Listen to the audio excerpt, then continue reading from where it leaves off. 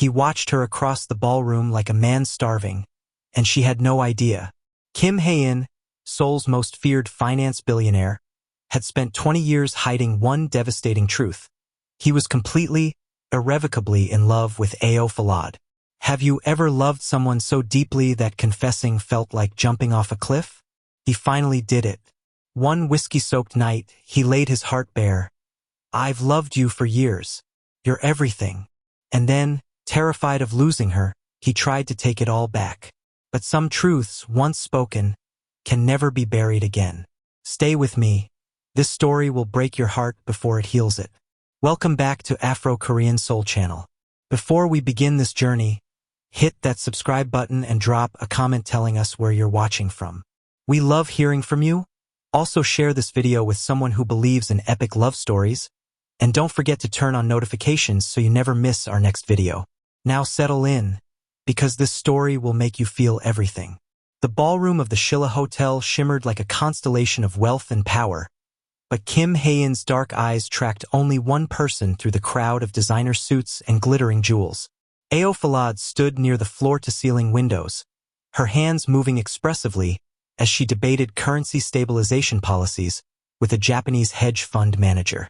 Her laugh, rich and unguarded, cut through the string quartet's melody and went straight to his chest. She wore a dress of deep sapphire silk that hugged every curve of her soft body, the fabric catching the light with each gesture. Against her luminous brown skin, a single ruby pendant rested in the hollow of her throat. His gift for her 21st birthday. She'd worn it every day since. Hyung, if you stare any harder, you'll burn a hole through that poor investor. Park Min-jae, his CFO, said with a smirk. Hae-In blinked, dragging his gaze away. Just calculating how long before his argument collapses. Hae-In replied smoothly, his voice low and controlled. 3 minutes, maybe less. He excused himself and began moving toward her, bodies shifting instinctively to let him pass. At 32, Kim Hae-In commanded rooms with quiet intensity that bordered on dangerous. His wavy hair brushed his shoulders, longer than most Korean businessmen dared to wear, and his perfectly tailored Tom Ford suit did nothing to hide the athletic build beneath. Where Ayo drew people in with warmth and brilliance, Hae-In made them step back with barely leashed power. They were opposites who had somehow decided to orbit the same sun. Your colonial-era thinking about emerging markets is exactly why your fund underperformed last quarter.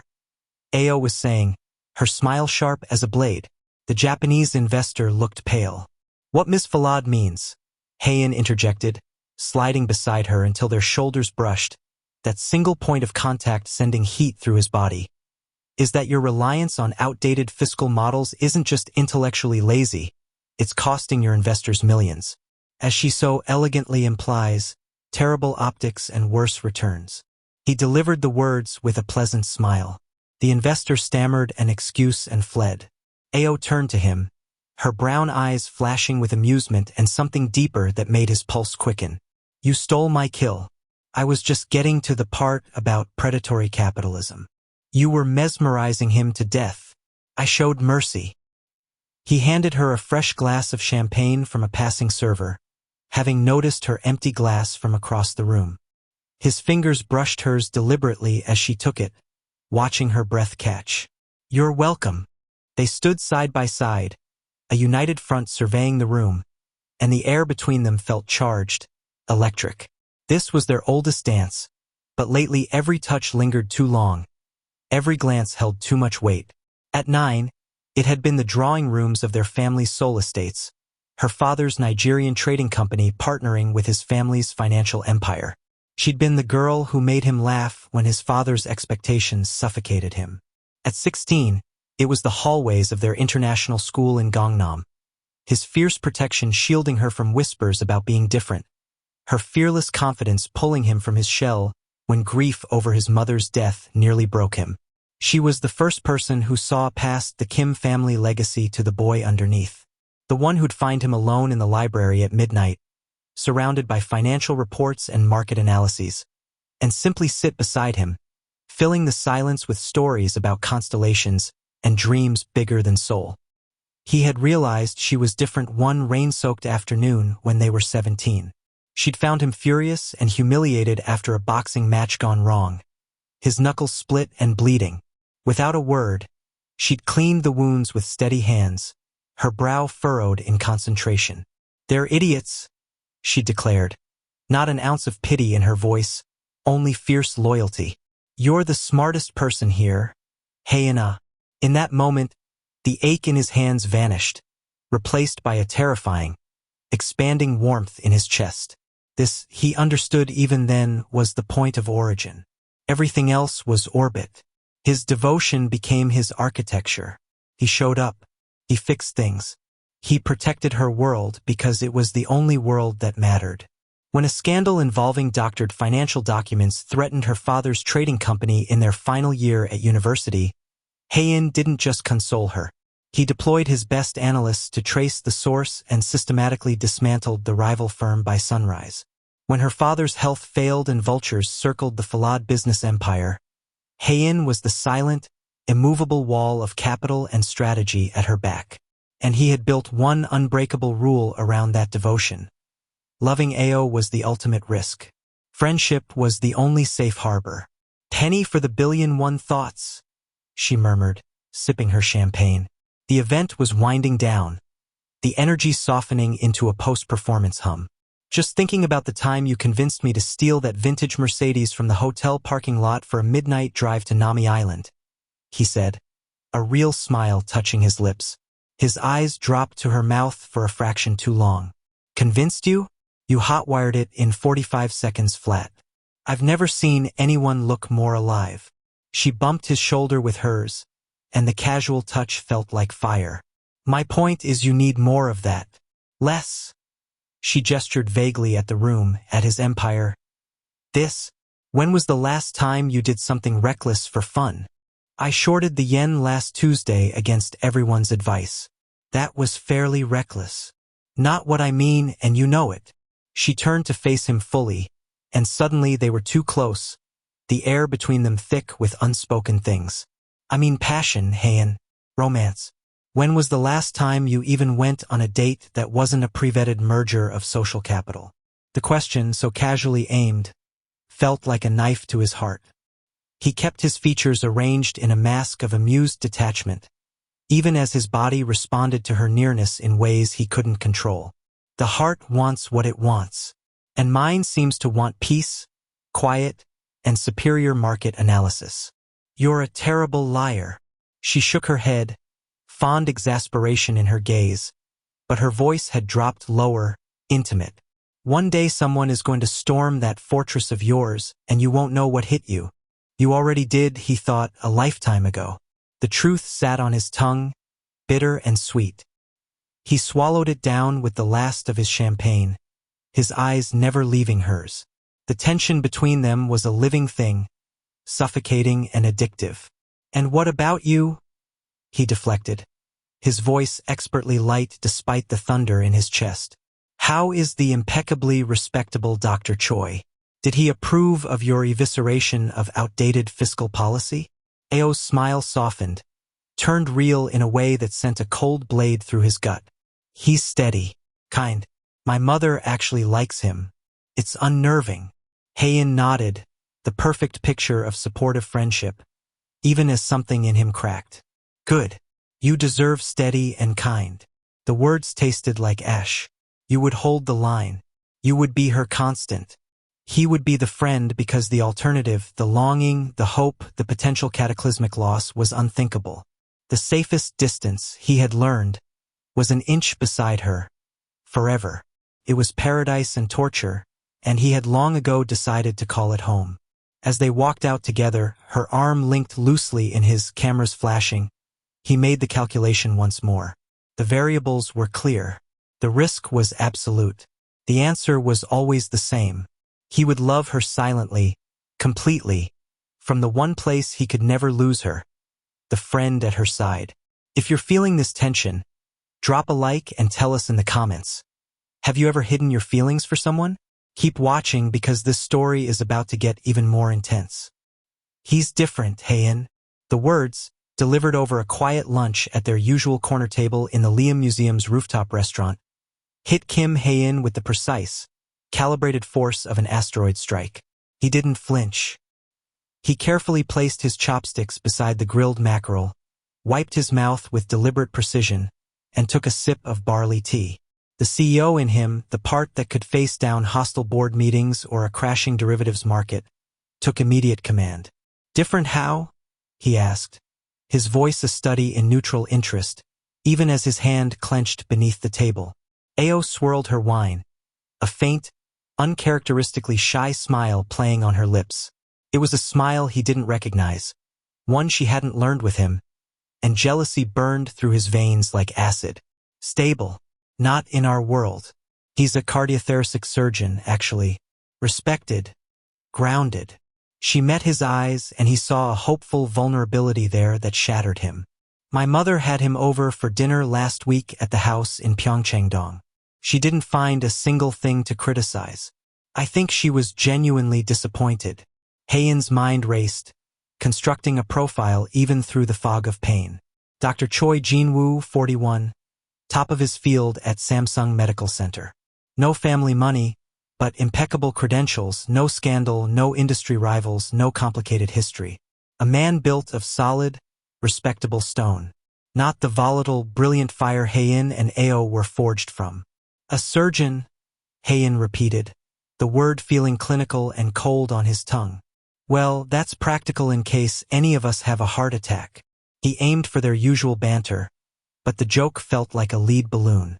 Ayo laughed anyway, a soft, relieved sound that made him want to break something. "See, that's what I need. Someone who doesn't see life as a series of hostile takeovers. Someone normal." Normal. The ultimate indictment of everything Kim Hae-In was. He was the boy who'd built a trading algorithm at 16 that outperformed senior analysts. The man who restructured conglomerates before breakfast. Normal was a foreign country, and he had no visa. "I'm happy for you, Aoya," he said, and the words were technically true. He wanted her happiness above all things. He just always thought, in some secret vaulted chamber of his soul, that he would be its source. He reached across the table, his large hand covering her smaller one, and the touch sent electricity up his arm. "Really? He sounds like a good man." Inside, he was dying. The public performance that followed was worthy of an award. At a charity gala the following week at the Lotte Hotel, when Dr. Choi Jin-woo, tall, handsome, with a calm, authoritative presence, was introduced as Ayo's partner, Kim Hae-In was the first to shake his hand. His grip was firm, his smile convincing. "Take care of her," he'd said, the universal benediction of a best friend.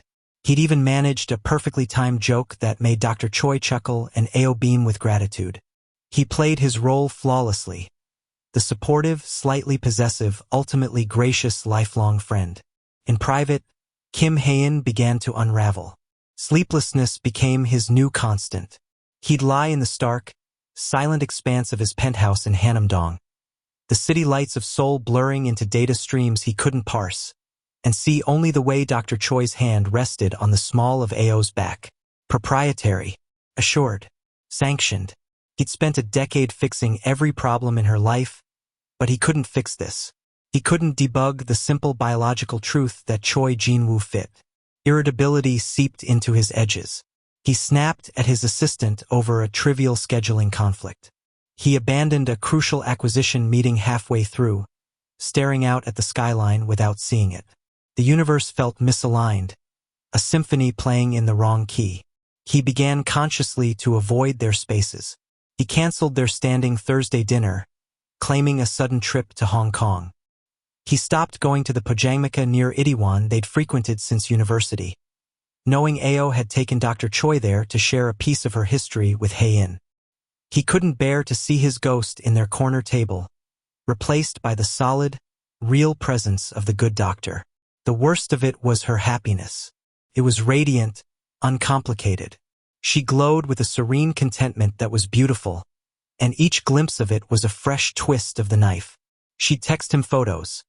A terrible movie Dr. Choi had picked, a quiet dinner at a neighborhood Italian restaurant in Gorosu-gil, Hae-In would stare at them, analyzing the softness in her eyes, the ease of her smile. He had seen her through furious heartbreaks and family dramas, had been the one to hold her while she cried. But this quiet joy was something he had never been able to give her. He brought drama, intensity, a world that moved at light speed. Dr. Choi, it seemed, brought peace. The end came on a crisp autumn evening. Ayo had convinced him with playful pleading to join them for a drink at a new hotel bar in Gangnam. "Just one," she promised. "He wants to get to know you better. Please, Hae-In." He went, armored in a charcoal Brunello Cucinelli suit and a veneer of civility. The hour was a masterclass in agony. Dr. Choi was, as advertised, kind, intelligent, and utterly without guile. He spoke of medicine with a passion that mirrored Ayo's for investment banking. He listened attentively as Hae-In and Ayo fell into their familiar rapid-fire shorthand about market movements. His expression one of amused admiration, not an ounce of insecurity. He was perfect. He was a monument to everything Hae-In wasn't. When Ayo stood to use the restroom, leaving the two men in momentary silence, Dr. Choi turned to him with genuine warmth. "She talks about you all the time, you know? You're her cornerstone. I just want to say I get it and I respect it. I hope we can be friends." The sincerity was a nuclear blast. Hae-In could have weathered jealousy, could have fought against a lesser man. He had no defense against this decency. He managed to nod, a tight smile. "Of course." Ayo returned, her coat over her arm. Dr. Choi stood, helping her into it with a natural, practiced motion. "Ready, darling?" She nodded, then leaned over, kissing Hae-In on the cheek. Her perfume, the same scent she'd worn for years, wrapped around him like a noose. "Don't work too late," she whispered against his skin, her breath warm. "Never do," he lied. He stayed at the table, nursing the dregs of his whiskey as he watched them leave. Dr. Choi's hand went back to that spot on her back, guiding her gently through the crowd. They paused at the door, and Dr. Choi said something that made her throw her head back and laugh. A full, unguarded laugh that echoed in the plush room. Hae-In watched until they disappeared into the glittering Seoul night. He saw it then with devastating clarity. They moved as a unit, two harmonious pieces of a sane, respectable world. Dr. Choi, in his well-tailored overcoat with his steady hands and uncomplicated life, fits seamlessly into her narrative, into her family's expectations, into a future that was orderly and bright. Hae-In, with his restless mind, his empire built on disruption, his heart a tangled, silent war zone, did not. He never had. He was the brilliant outlier, the beloved complication. But he was not and would never be the right fit. The ice in his glass cracked, a tiny internal sound. He signaled for the check. The hollow realization settled in his bones like frost. He was looking at the rest of his life from the wrong side of a glass door, watching the woman he loved walk away with the man who made sense. The silence was the first tell. For a woman who communicated in a kaleidoscope of texts, calls, and spontaneous appearances, Ayo Falade noticed its absence like a drop in atmospheric pressure. Hae-In's daily morning message, a meme, a news article, a simple coffee, failed to appear. When she called, it rang through to voicemail, his smooth professional greeting feeling like a rebuke. He'd return the call hours later with a terse, "Sorry, back-to-backs." "What's up?" His responses, once a playground of wit and layered meaning, turned sharp, truncated. When she joked about Dr. Choi trying and failing to assemble Swedish furniture, instead of the elaborate, sympathetic roast she expected, Hae-In had simply replied, "At least it's stable." The words sat on her screen cold and alien. Their banter, the lifeblood of their friendship, began to fracture. At a gallery opening in Samcheong-dong for one of her mother's artist friends, she gestured to a particularly avant-garde sculpture. "It looks like your trading floor had a nervous breakdown." His old self would have fired back a critique of the artist's technical flaws or compared it to one of his early failed algorithms. Instead, he didn't even look at the piece, his gaze scanning the crowd as if searching for an escape. "It's derivative and overpriced. You should know better." The sting was swift and surprising. It's about intention, not just execution, she snapped, her smile fixed for the benefit of nearby guests. Intention without execution is just delusion, he muttered, finally meeting her eyes. There was a new hardness there, a restrained anger that simmered just beneath the polished surface. It wasn't directed at the sculpture. It was pervasive fury she couldn't locate the source of. Arguments, once rare and quickly dissolved into laughter, now flared over trivialities. A debate about which venture capital firm had backed out of a joint fintech initiative escalated into a clipped fight over communication protocols. She accused him of being opaque. He accused her of being emotionally driven, as if it were a character flaw. They were speaking different languages, their usual shorthand corrupted beyond recognition. "You're being impossible," she finally said after one such clash over the phone, her patience fraying like old rope. "What is going on with you? Is it the Hong Kong merger?" "Possibly," he said, and she could almost hear him rebuilding his walls, brick by digital brick. "It's nothing. Stress. Forget it." The deflection was so blatant it was insulting. The confrontation, when it came, was inevitable. She cornered him at his office in the Kim Financial Group tower, bypassing his assistant with a look that promised legal retribution if she was stopped. He was standing at his floor-to-ceiling window, a silhouette against the late afternoon sun streaming over Uedo, his broad shoulders tense. "Hae-In." He didn't turn. "I have a call with Tokyo in 5 minutes. Cancel it." She closed the door behind her with deliberate force. The immense room, usually a testament to his controlled power, felt charged and hostile.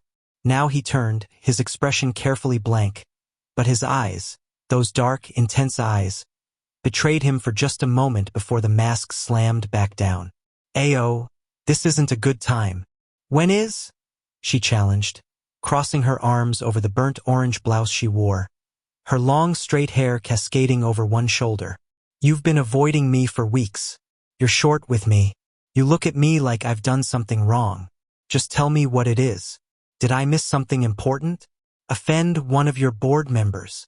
A muscle twitched in his jaw, and she watched his hands flex at his sides as if he wanted to reach for her but was forcing himself not to. "Don't be dramatic. I've been busy. You've been occupied." The last word was weighted, dropped like a stone. "Occupied." She let out a disbelieving laugh. "You mean with Jinwoo? Is that what this is about? You don't approve." "My approval is irrelevant," he said, his voice low and tight, dangerous in a way that sent heat through her despite her anger. "You made your choice. A stable, respectable choice. I congratulated you. What more do you want from me, Ayo?" A marching band. The raw edge in his tone shocked her. This was beyond disapproval. This was pain, visceral and barely contained. "I want my friend back," she said, her own anger rising to meet his. "I want you to stop punishing me for having a relationship that isn't with you." The words hung in the air, dangerous and true. His mask slipped completely, revealing a storm of emotion she hadn't seen since they were teenagers. Since the day his mother died and he'd finally broken down in her arms. "Punishing you?" His voice rose for the first time, raw and terrible. "I'm here, aren't I? I'm always here, playing my part. The loyal friend, the reliable Hae-In. What would you have me do? Throw a party? He's perfect for you, Ayo. He fits the mold your family built. He gives you the normal life you suddenly seem to want. So go live it. Don't drag me along for the consultant reviews." She took a step back as if physically pushed, her breath catching. "Drag you along? You're my best friend. You are part of my life. They're not separate compartments." "Aren't they?" He shot back, his composure cracking like ice over deep water. "He's your present, your future. I'm a relic from your past. A contingency plan. The one you call when the stable option gets boring or when you need a problem vaporized. Well, I'm tired of being the fixer, Ayo. I'm tired of being the safe harbor while you sail off into your perfect sunset with someone else." The injustice of it stole her breath, left her feeling gutted. "That is a vicious, horrible thing to say. You know that's not what you are to me. Do I?" He ran a hand through his wavy hair, the strands falling back across his face as he turned back to the window, his shoulders rigid with tension. Then what am I? Define it. Give me my updated role in your life. She couldn't. The question, loaded with a lifetime of subtext, terrified her. What was he? The silence stretched thick and suffocating, pressing against her chest until she thought she might scream. His intercom buzzed, sharp and intrusive. Mr. Kim, Tokyo is ready. He didn't move. She couldn't speak. The heat of the argument cooled into a heavy, unsettling void. Nothing was resolved.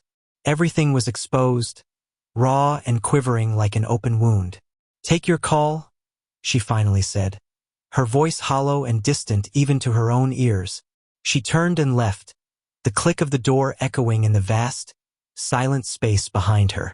In the elevator, the polished brass reflecting a fragmented version of herself, the cold realization seeped in like poison.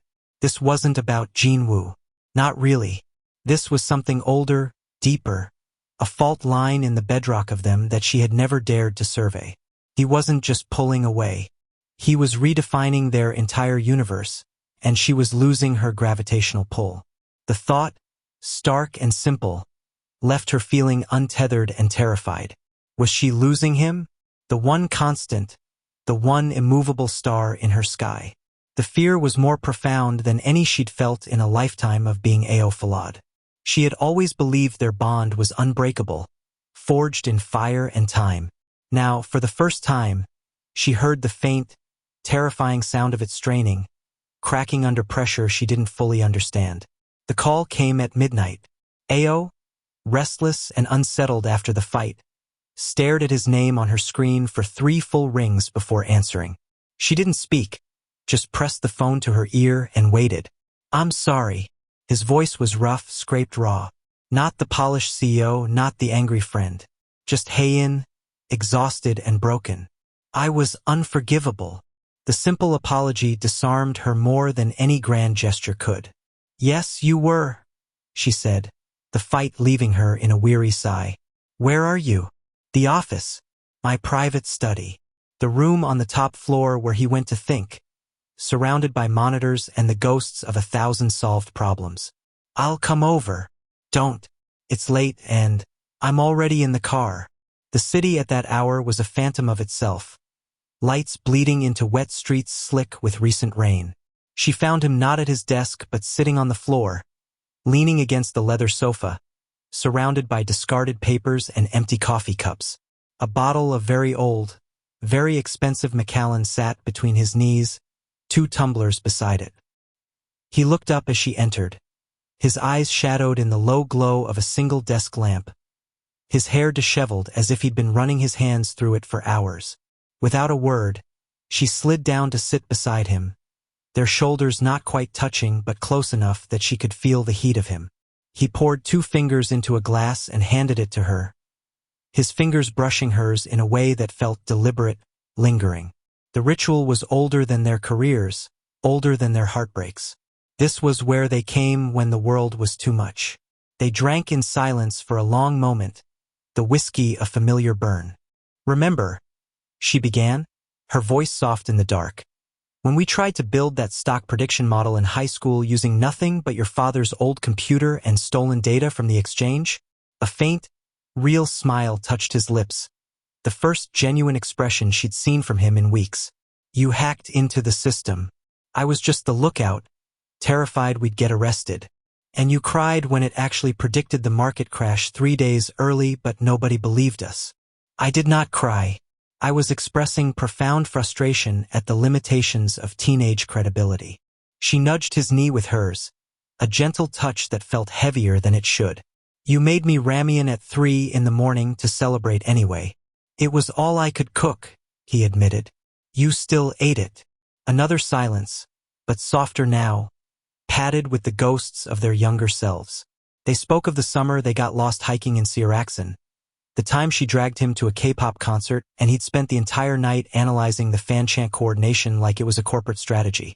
The countless hours in this very room, dreaming up empires while Seoul slept below them. The laughter came easier, a gentle release of the day's tension. But as the bottle level dropped, The laughter faded, leaving a profound, vulnerable quiet in its wake. The carefully reconstructed walls between them felt thin, transparent, ready to shatter at the slightest pressure. He was staring into his glass, his profile etched in the dim light, all sharp lines and barely contained emotion. "When your father was in the hospital," he said, his voice so quiet she had to lean in to hear, bringing them closer than they'd been in weeks. "And you fell asleep in that awful chair in the ICU waiting room. I watched you for hours. I thought, if she breaks, I break. And I will dismantle the universe to put her back together." He finally looked at her, his gaze unguarded, terrifying in its honesty, his dark eyes reflecting the city lights beyond the window. "That's when I knew it wasn't just friendship anymore. It was everything." The air left the room. Ayo's heart hammered against her ribs, a frantic, trapped bird trying to escape. "Hae-In, I've loved you," he continued, the words falling like stones, irrevocable and heavy. "For years. Maybe since that rainy afternoon when we were 17 and you told me I was worth more than my family's expectations. I built my life around you, Ayo. Not to possess you, just to be near you, to be the one you needed." He gave a hollow laugh that held no humor. "My greatest creation and my most catastrophic failure." Ayo's world tilted on its axis, everything she thought she knew rearranging itself into a new, devastating configuration. The sharp replies, the anger, the distance, it wasn't rejection. It was the agony of a man watching his own heart walk away with someone else. The realization crashed over her, warm and devastating and impossibly clear. All the time she'd taken his steadiness for granted. All the time she'd leaned on his strength without questioning its source.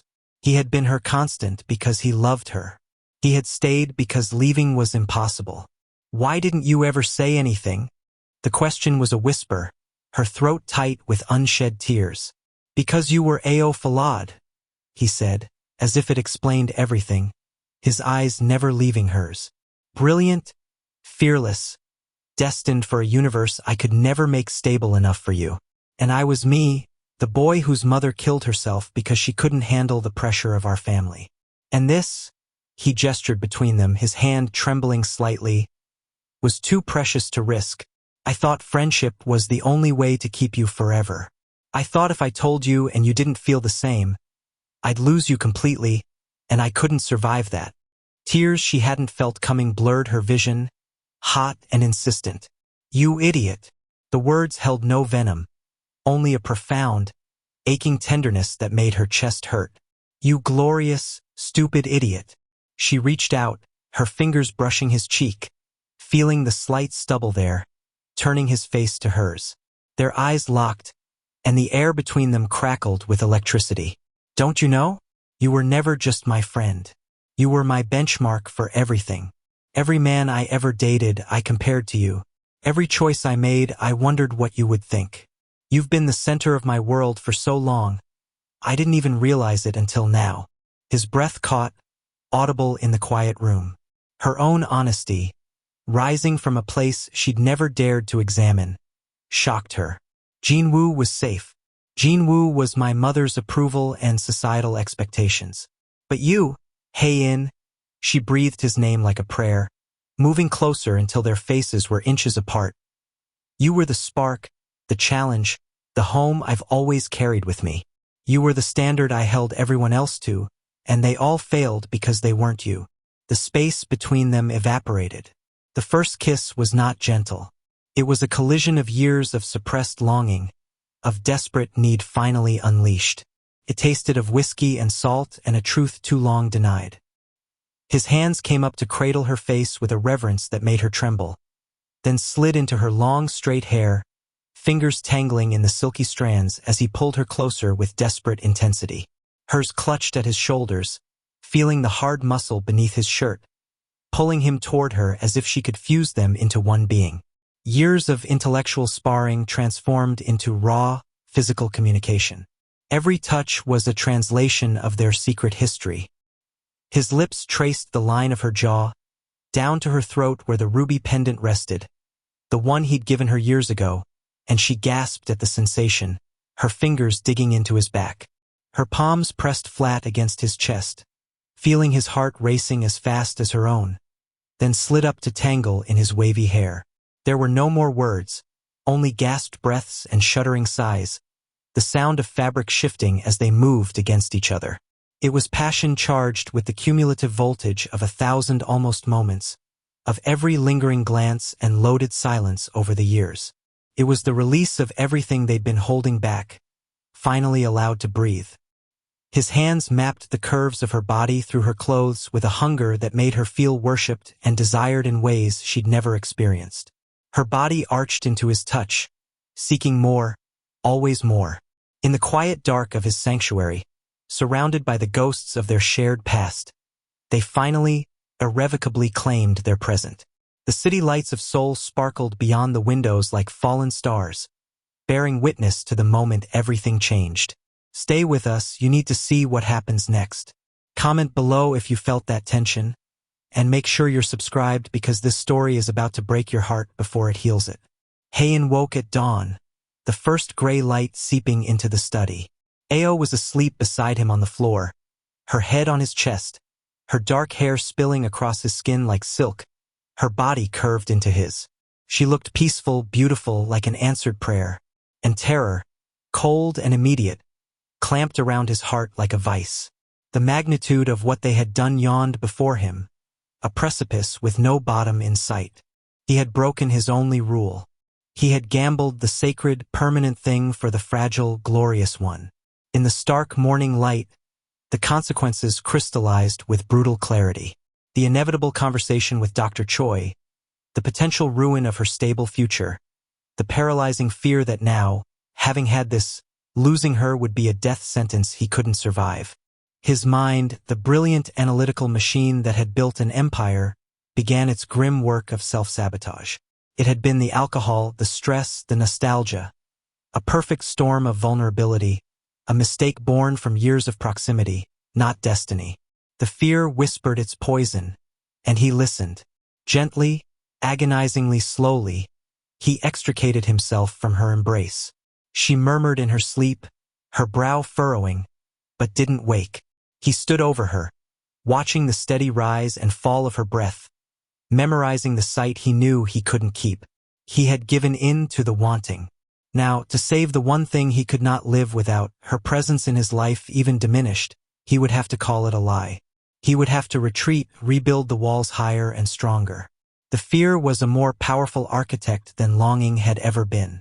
As the sun painted a cold golden line across the floor, Kim Hae-In began the quiet, brutal work of constructing his alibi, his armor, his cage. The morning light in the study felt accusatory, harsh. Ayo stirred, warmth and memory flooding her senses before she even opened her eyes. The solid weight of him, the scent of his skin, the delicious ache in her muscles.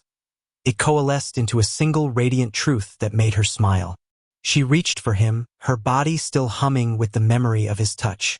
Her hand found empty, cold floor. She sat up, pulling his discarded shirt over her body, the fabric still carrying his warmth and scent. Hae-In was at his desk, his back to her, posture rigid and defensive. He was dressed in a fresh shirt, his hair damp as if he'd showered in some distant bathroom. A pot of fresh coffee steamed beside him, untouched. "Hey!" she said, her voice still sleep-soft, intimate in a way that felt natural after last night. He didn't turn. "Coffee's fresh." The tone was a bucket of ice water, formal and distant. It was the voice he used with junior analysts he was about to fire, polite and utterly closed. She stood, her legs unsteady, and walked toward him, confusion beginning to crystallize into dread. "Hae-In, look at me." "Ayo," he interrupted, his words too fast, too rehearsed, each one landing like a blow. "About last night. We were both exhausted. We'd been drinking. That bottle was potent. It was a perfect storm of bad judgment. I crossed a line. I'm sorry." Each word was a precise surgical cut, delivered with clinical efficiency. Ayo felt them land one after another, severing the connection that had felt so transcendent hours before. "Bad judgment?" she repeated, the warmth inside her freezing solid, turning to ice in her veins. Yes. He finally turned to face her, but his expression was a masterpiece of contrite detachment, his eyes carefully avoiding hers. It was a mistake, a massive emotional mistake. I took advantage of our friendship, of your vulnerability after the fight. It won't happen again. A mistake. The night that had felt like the first true thing in her life was being filed away as an error, a lapse in judgment. The confession of a lifetime's love was being downgraded to alcohol-induced sentimentality. The devastation that hit her wasn't about the intimacy, which had been beautiful and inevitable. It was about his cowardice, his refusal to claim it, to claim her. "You're lying," she said, her voice surprisingly steady despite the trembling in her hands. He flinched, a tiny crack in the facade. "I'm trying to fix this, to save what we have. This," he gestured vaguely between them, "complicates everything. It ruins everything. Your relationship with Jinwoo, our partnership, our friendship. I can't be the reason your life falls apart. So last night was you sacrificing for me?" The bitterness was acute, sharp enough to cut. "How noble." "It was a lapse," he insisted, his jaw tight, a muscle jumping beneath the skin. "And we need to move past it. For both our sakes." The awkwardness that descended was a living thing, suffocating and inescapable. In the days that followed, every interaction was strained through the sieve of that morning. Their easy texts became logistical updates, brief and impersonal. Phone calls were brief and functional, devoid of warmth. When they met for a necessary business lunch to discuss a joint venture, they sat a foot further apart than ever before. The silence between sentences was thick with everything unsaid, everything denied. He was hyper-attentive in the worst way, pulling out her chair with exaggerated politeness, asking after Jinwoo with forced interest, discussing market trends with intense focus that felt like desperation. He was performing the role of best friend Hae-In with transparent fervor. It was a pantomime, and every gesture screamed of the intimacy he was trying to erase. The unspoken pain was a third presence in every room they occupied. She'd catch him staring at her mouth during a video conference and then see him physically shake his head as if dispatching a rogue thought. Once, her hand brushed his while reaching for a document, and he recoiled as if burned, as if her touch was acid. Every flinch, every averted gaze was a confirmation of the truth he was denying, and it hurt more than any distance, more than any clean break could have. It was this pain, sharp and clarifying, that illuminated everything else. She met Jinwoo for dinner at a quiet French restaurant in Cheongdam-dong, one he'd chosen with his usual thoughtful care. He talked about a breakthrough surgical technique with genuine passion, his eyes kind and interested in her responses. He was, as ever, stable, respectable, and perfect, and she felt absolutely nothing but a profound, echoing loneliness that made her want to scream. "Jinwoo SSI," she said gently, cutting him off mid-sentence. "I'm so sorry. You are everything anyone could ever want. But this isn't fair to you. It's not going to work." He was surprised, his chopsticks freezing mid-air, but characteristically gracious, his expression shifting to understanding rather than anger. "It's Kim Hae-In, isn't it?" he asked, not with accusation but with a surgeon's clinical discernment. She couldn't lie. Not to him, not about this. "It's me. I'm not available. Not in the way you deserve." He nodded slowly, processing the information with the same calm he brought to every situation, and paid the bill without another word about their relationship. He walked her to her car like the perfect gentleman he'd always been. "He's a lucky man," Jinwoo said softly as she unlocked her door. "Tell him to stop being an idiot." She didn't tell Hae-In, saying it would make it a bargaining chip, a piece of data in his emotional risk assessment model. He would assume she'd done it for him, and that would give him another reason to retreat, to cite guilt and complication as reasons to maintain distance. Her ending things with Jinwoo had to be hers alone, a choice made in the silent aftermath of a truth Hae-In had given her and then tried to rescind, tried to bury. A week after the breakup, Hae-In, still performing his perfect penance, asked about her weekend plans with Jinwoo over a painfully polite coffee at a cafe in Gangnam. "We're not seeing each other anymore," she said, watching his face carefully, looking for any crack in his armor. His reaction was a masterclass in suppressed panic. The color drained from his face, his hand tightening around his cup until his knuckles went white. What? When? What happened? Did he hurt you? The old Hae-In, the protector, flared for a second, fierce and immediate. No, he didn't hurt me. It just wasn't right. Ayo, you can't just because of... He couldn't say it. Because of me. Because of that night. Because of what? Hae-In?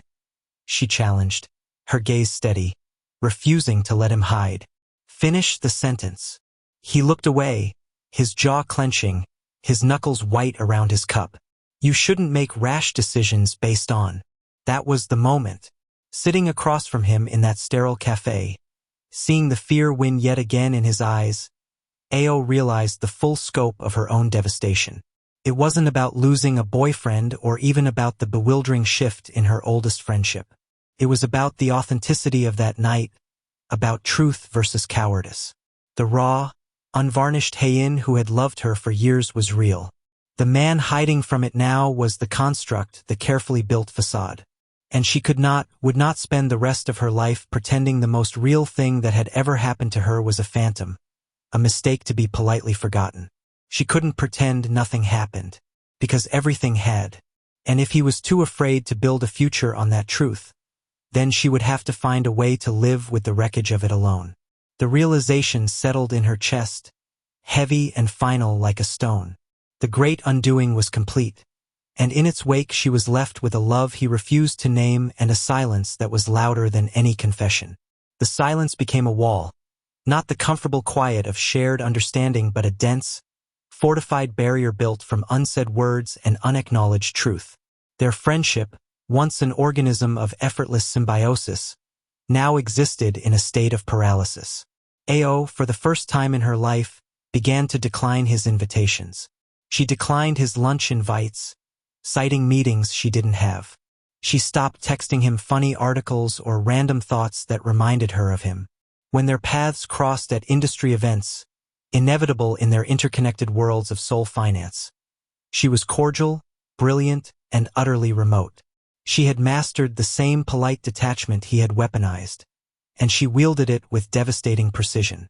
It wasn't anger. It was withdrawal, a strategic retreat for self-preservation. She could not live in the purgatory he had created, where the most profound night of her life was treated as a regrettable clerical error. Kim Hae-In felt the loss like a phantom limb, a constant ache for something that should be there but wasn't. His world, meticulously built to orbit hers, was thrown into chaotic, silent spin.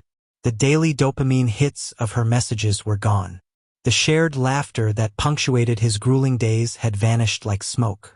He'd find himself drafting texts to her about a ridiculous headline or a market anomaly, only to delete them, his thumb hovering over the screen before he forced himself to put the phone down. The emptiness was a physical ache, a constant hum of wrongness beneath the surface of his billion-dollar empire. He tried to bridge the gap with logistics, the last safe language they had left. He emailed her about their green energy fund's quarterly report. He called to discuss a potential joint venture in Singapore. She responded with perfect professional efficiency, her replies devoid of any subtext, any soul, any trace of the woman who'd laughed in his arms. She had become a brilliant counterpart, not his best friend, not his Ayo. He had gotten what he claimed to want, the safety of uncomplicated interaction, and it was a desolate, hollow victory that tasted like ash. The final confrontation was not orchestrated. It was an accident of stubborn habit. They both showed up unannounced to their old refuge, the observation deck at Seoul Tower, a place they'd gone since university to watch the city lights mimic the stars. Finding each other there in the dim twilight felt like fate delivering a cruel punchline. For a long minute, they just stared at each other, two ghosts haunting the same memory. "You're avoiding me," he said, the words sounding childish even to his own ears in the vast quiet space. "I'm respecting your boundaries," she replied, her voice cool and controlled. "You wanted things back to normal. Normal is a quarterly review, not weekly confessionals. This isn't normal. This is nothing." You made the choice, Hae-In. She turned to face him fully, and the city lights reflected in her brown eyes like shattered glass. You gave me one night of terrifying, beautiful honesty, and then spent weeks trying to gaslight us both into believing it was a mirage, a drunken mistake. I can't live in the lie, so I've left. You left Jin Woo, he countered, a desperate accusation escaping before he could stop it. Was that part of leaving the lie? I left a relationship that was based on a version of me that doesn't exist anymore, she said, stepping closer, her composure cracking to reveal the pain beneath. The version that existed before you told me you loved me, before you showed me what we could be. You don't get to be jealous. You don't get to be hurt. You renounced all claim when you called it a mistake. I was trying to protect you. The words burst from him, raw and ragged, his control finally shattering. Protect this, us. Can't you see that? I saw your future with him. Proved simple, happy. And I saw myself as the grenade that would blow it apart. My love isn't stable, Ayo. It's not respectable. It's all-consuming and messy, and it would have cost you everything. Cost me? Her laugh was sharp, brittle, echoing off the glass walls. You arrogant man.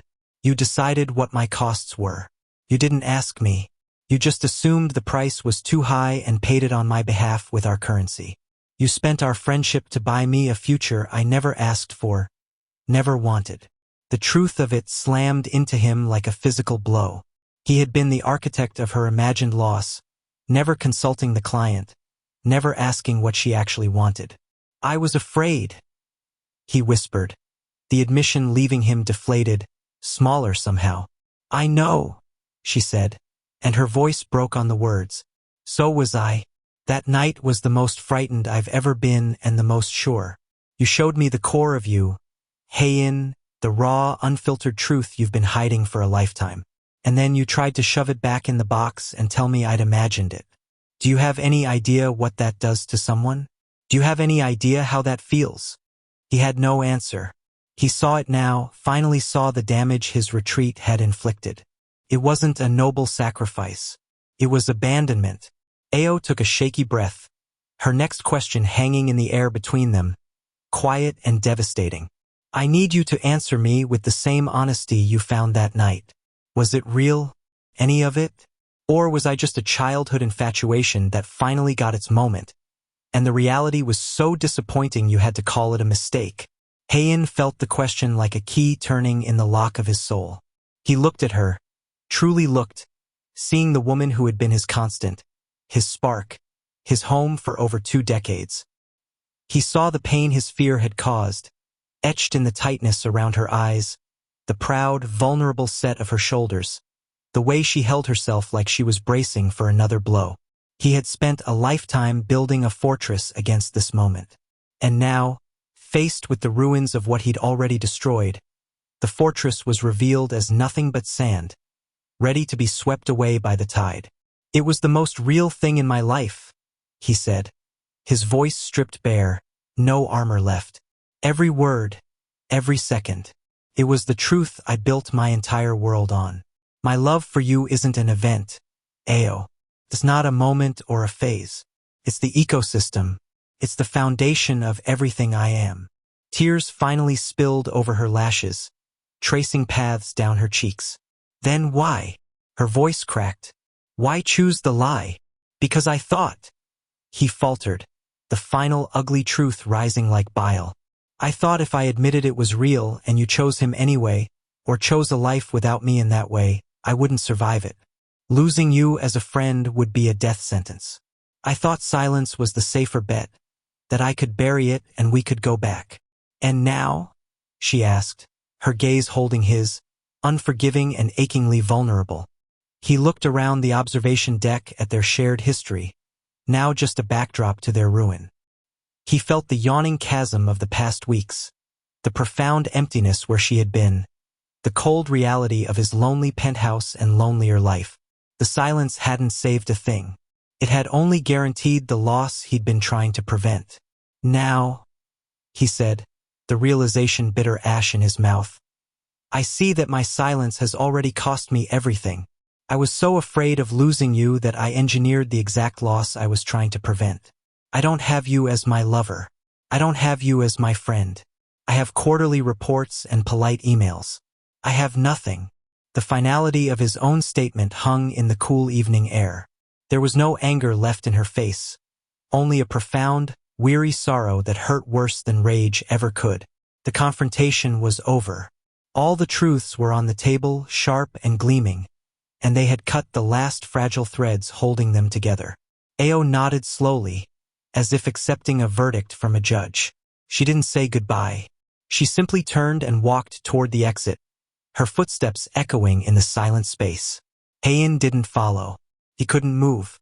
He stood alone in the growing darkness, watching the city lights blur through his unshed tears, understanding with perfect, painful clarity that the greatest failure of his meticulously engineered life was not a failed acquisition or a missed market opportunity. It was the cowardice that had led him to deny his own heart. And in doing so, he had shattered the only thing that ever truly mattered. The fracture was complete, and he was on the wrong side of it, utterly alone. The weeks after the tower were a silent, glacial epoch. Hae-In existed in a state of pure function, moving through his days like an automaton. He oversaw the launch of a new cryptocurrency trading division. He gave a keynote at a finance summit in Singapore that was hailed as visionary. He moved through the world as Kim Hae-In, Finance King, a monument of success and absolute personal ruin. The emptiness was total, overwhelming. He had known every contour of his life with Ayo in it. The noise, the challenge, the unwavering North Star. Now he drifted in a featureless sea of his own making. His safer bet had yielded nothing but a void. The fear of losing her had been a monster under the bed, imagined and terrifying. Living without her was the endless, hollow dark, real and inescapable. The realization, when it came, was not a lightning bolt but a slow, dawning sunrise of agony. He had spent his life analyzing risk, mitigating variables, building fail-safes. In loving Ayo, he had tried to do the same, contain the emotion, firewall the desire, preserve the core utility of their friendship. It was the only algorithm that had ever failed him spectacularly and completely, because love wasn't a system to be managed, wasn't a risk to be calculated. It was a truth to be lived, fully and without reservation. The choice, then, was binary, eternal safety in the silence or a single vulnerable truth that risked everything. He chose the truth. He didn't call her first. He didn't scheme or strategize. He simply acted in the only language that now mattered, the unambiguous public one. It was at the opening gala for Ayo's new investment firm, her crowning achievement after breaking away from her father's company. The ballroom at the Four Seasons was packed with the who's who of Seoul's financial world, glittering under crystal chandeliers. Ayo stood near a modern art installation, resplendent in a gown of deep emerald green that made her skin glow, holding court with effortless grace. She was a vision of self-possessed success, and the sight of her sent a pain through him so acute it felt like clarity, like purpose. He waited for her speech. She was eloquent, witty, inspiring, every inch the brilliant woman he'd always known. When the applause died down and the crowd began to mill again, glasses clinking and conversations resuming, Hae-In walked to the small podium. A murmur of surprise rippled through the room like a wave. He wasn't on the schedule. He tapped the microphone, his heart a frantic drum against his ribs, his palms sweating for the first time in years. His eyes found hers across the sea of faces. She stared, her expression unreadable, a faint frown of confusion between her brows. "Forgive the interruption," he began, his voice clear but devoid of its usual polished certainty. It was just a man's voice, stripped bare. "There's something I need to say, and I need all of you to hear it." He didn't look at the crowd.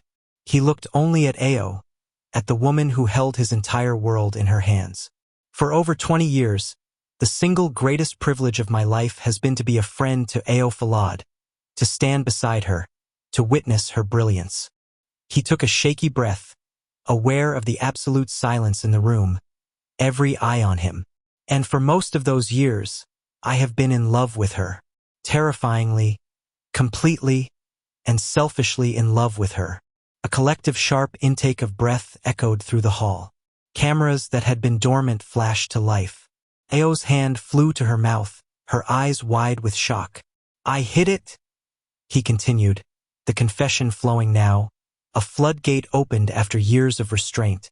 "I buried it under layers of friendship and loyalty, thinking I was protecting something precious. But I was a coward. I presented her with my heart, and then when she was brave enough to hold it, I told her it was a forgery, a mistake.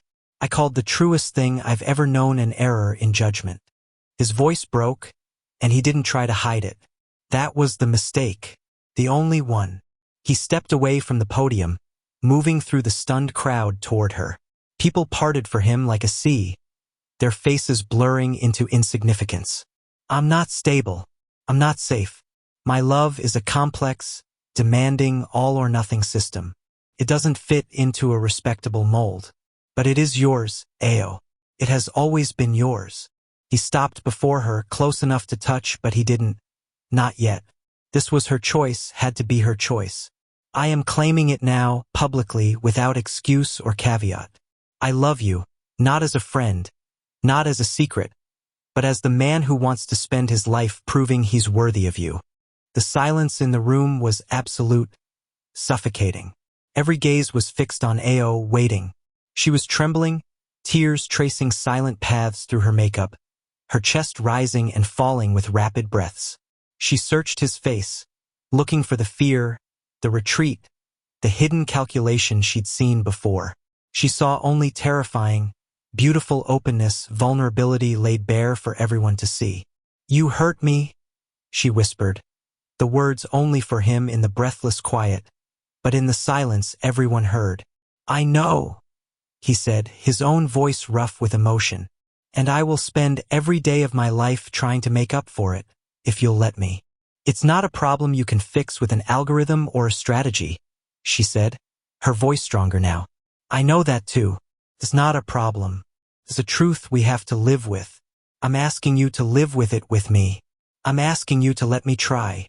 She looked around at the sea of faces, at the cameras recording every moment, at the world that had always had expectations of them, of her.